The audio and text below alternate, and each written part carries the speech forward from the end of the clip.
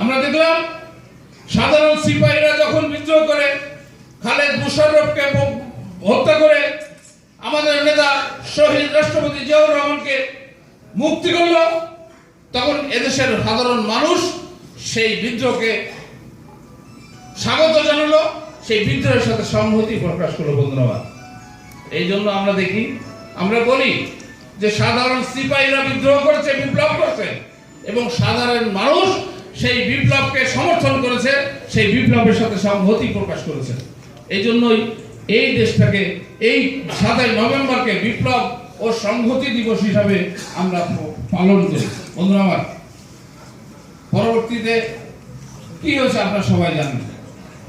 জিয়াউর রহমান সাহেব এই সিপাহী এবং জনগণ বের করে জেলখানা থেকে বের করে, আর্মির জেলখানা থেকে বের করে, তখনকার অবস্থায় একটা টেবিল চেয়ার দিয়ে বলল, এই রাষ্ট্র আপনার ছাড়া আর পরিচালনা করার মতো কেউ নাই।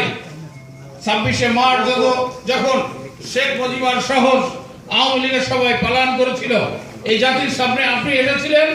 এখন এই জাতি আজকে অসহায়, এই জাতিকে রক্ষা করার জন্য আপনার ছাড়া